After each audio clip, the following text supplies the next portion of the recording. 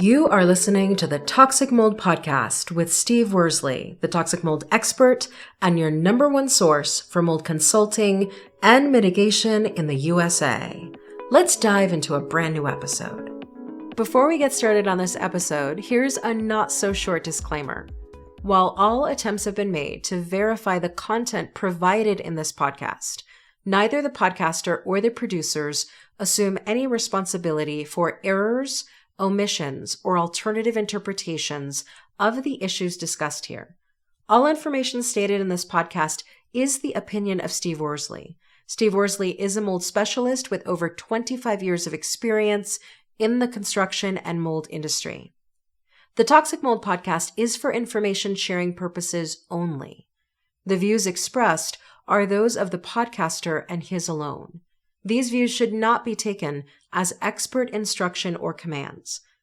While there may be references to medical conditions and symptoms, all podcast episodes are the opinion of Steve Worsley, and any medical questions or concerns shall be addressed with the appropriate licensed medical professional or professionals. As the podcaster refers to different mold types, please be aware that Steve Worsley is not a microbiologist, and questions concerning mold specifics should be answered by the appropriate professional. Steve isn't, nor does he offer any legal advice. For any legal advice, you must speak with a lawyer. The listener is 100% responsible for his or her own actions. You can check out Steve's books on Amazon. Just go to Amazon and search for author Steve Worsley. You can also take Steve's courses on Udemy or Skillshare, and you can find out more about those at cnccontractorservices.com. Now, let's get to the episode. Hello, you're listening to the Toxic Mold Podcast with myself, Steve Worsley. Today we are on episode 191. Today's topic is the importance of moisture meters. Something that we use all the time as mold professionals or specialists is a moisture meter. And, you know, if your inspector's not using one, I would probably question their expertise and their experience. It's something that we have to have. Do we use them all the time? No, not all the time. There's a lot of situations we don't. But for the most part, it's one of our top pieces of equipment we use, especially in the inspection part of mold. So you're wondering, like, what is a moisture meter? It's just the device that will give us the moisture levels. And that could be moisture levels on a floor, carpet, subfloor, moisture levels on a bookshelf, on sheetrock, things like that. It's not a humidity gauge, so we don't just put it in a room and let it sit there. It's something we actually test directly on the surface of a building material. And you would probably be wondering, like, so what's the point of that? You know, normally if something's wet, it's wet. You can just tell. Well, sometimes we can see things like water stains, and we're not sure. Like, is that water stain? Is it active? Was it because the wind was literally blowing a storm in sideways and something got wet and it dried out? Or is it something there's an active leak behind the wall, or, you know, in the ceiling that there's a drip, drip, drip that's keeping that wet? So it's something that we can look at during the inspection process, or if we're doing an estimate, that we can say, hey, you know, this is currently wet. We've got to figure out what's going on. Because, as you know, we don't do any mitigation without fixing the defect that caused the mold in the first place. So when it comes to inspectors, you know, we need to know and be very clear with our clients if there's something actively going on, or if it was just a previous, you know, moisture intrusion event, like a storm, that caused that water stain. And so to kind of give you an example as far as a mold inspection, when we come in and we do a mold inspection, we have numerous pieces of equipment that we utilize. You know, we always use a flashlight. I'm not sure who would do any sort of mold either inspection or mitigation without a flashlight. So we have a flashlight. Then we have a humidity gauge, which we talk about all the time. Mine's actually a humidity meter. Gauges are things that you just put on your wall. And then we have an infrared camera, which is very helpful when it comes to things like water stains. An infrared camera is something that not all inspection companies have. They are quite expensive, but we use those a lot. And those really give us an idea of what's going on behind the walls, because as inspectors, we can't, go cutting holes in walls and putting our borescope in a wall and, leave the property with holes everywhere. A lot of times our inspections are done, for a potential buyer. So we can't go in and do an invasive, pull baseboards back and drill things kind of inspection. So the infrared cameras, in my opinion, it's probably my favorite piece of equipment, just because it gives us a really good idea what's going on and it's non-invasive. And to be clear, our infrared cameras, it doesn't detect mold. It's only for temperatures. But if something's actively leaking, we can tell. So, going back to the moisture meter, that's something that we can literally put it, let's just say there's a water stain on your ceiling. We can put it up there. We can either do it on the surface, or we have pins. Our meter can do either, a penetrating test or just a surface test. And you can just literally put that up there and it's going to give us the moisture content.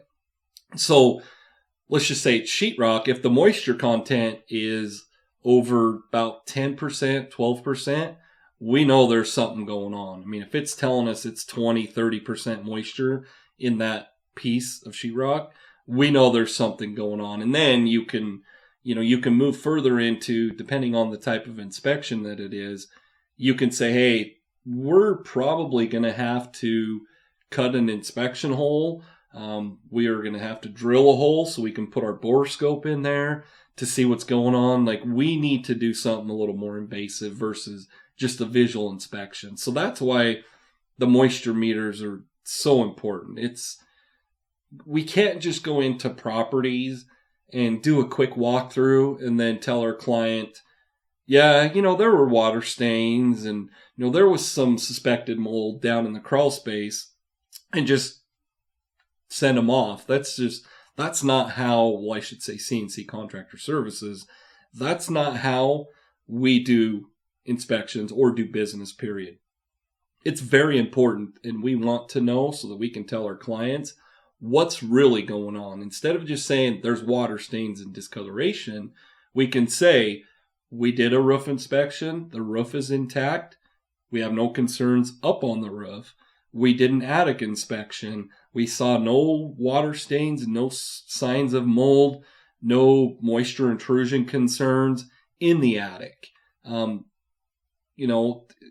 a water stain's on a ceiling, something had to have caused it. So if we go, let's just say it's your second level ceiling, if we see that water stain and we go up in the attic and we see nothing, that's not uncommon. It's very common. The reason we don't see anything is it could be something that's covered up. Is there a water line that's running right across where that water stain is?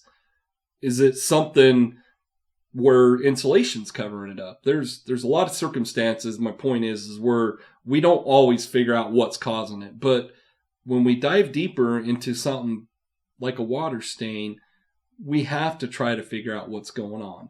And if we don't find anything, the way I view it is you as my client, if I go to you and I just say, hey, there's a water stain on the ceiling in the master bathroom, I don't know where it's from, what caused it, you probably would look at me and be like, well, okay, so what am I supposed to do? Well, if that's what I told you, you probably should hire a better inspector. That's what I mean by it's, in my opinion, our obligation to get up on the roof, to get up in the attic, to make sure that we can get to the bottom of what's causing that water stain. And that's why we use the equipment we use. And so the moisture meter, I kind of touched on it before. We can do either a surface test or we can do a penetrating test.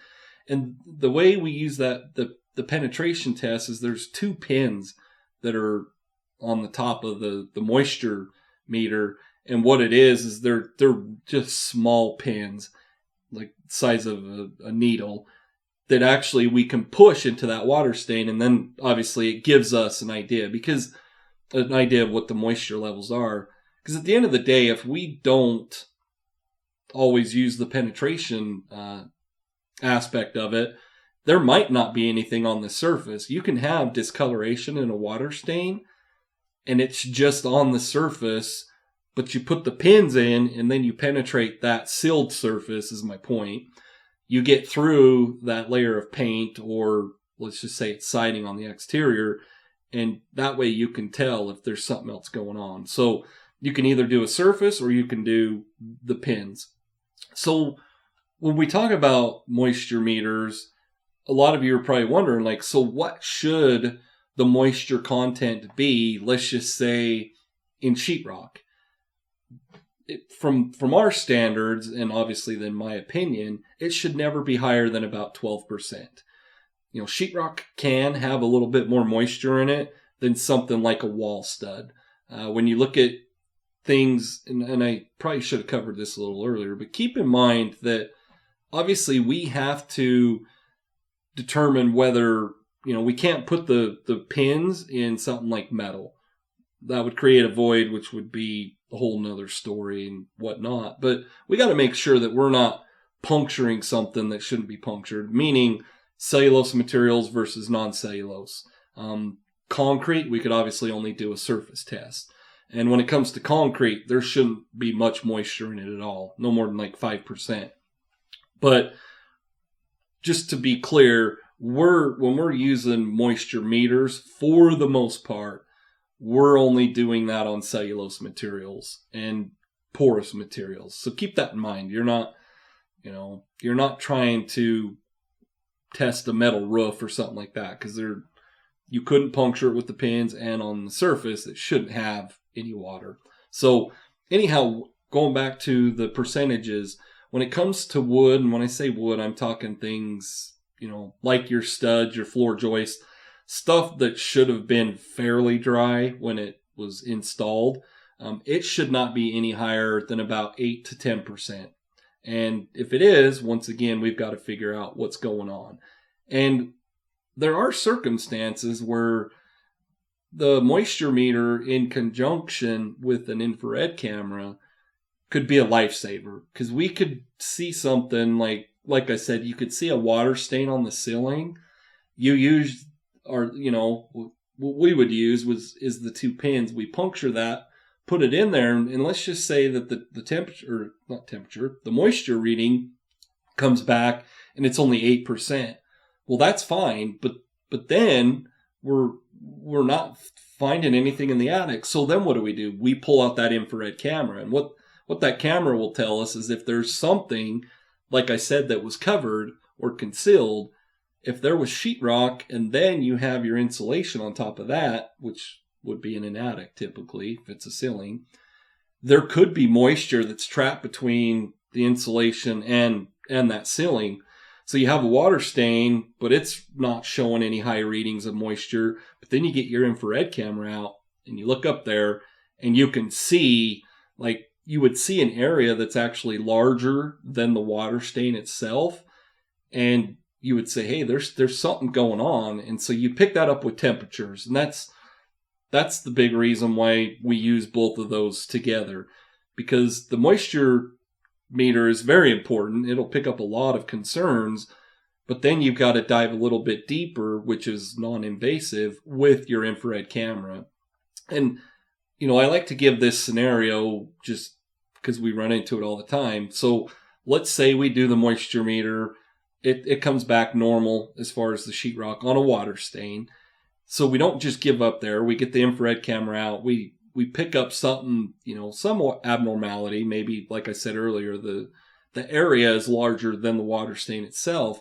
Well, we can go up into the attic and we can pull, some insulation back from that area, or even from the attic. We can go up there with our camera. And with our infrared camera, even if there's, let's just say there's a void in the roof, maybe, where there's a joint for a peak or something like that there's a void there, we can pick that up, obviously, with our camera. So that's why it's important when you are doing inspections or hiring an inspector, that you ask a lot of questions and say, hey, what are you using that humidity gauge for?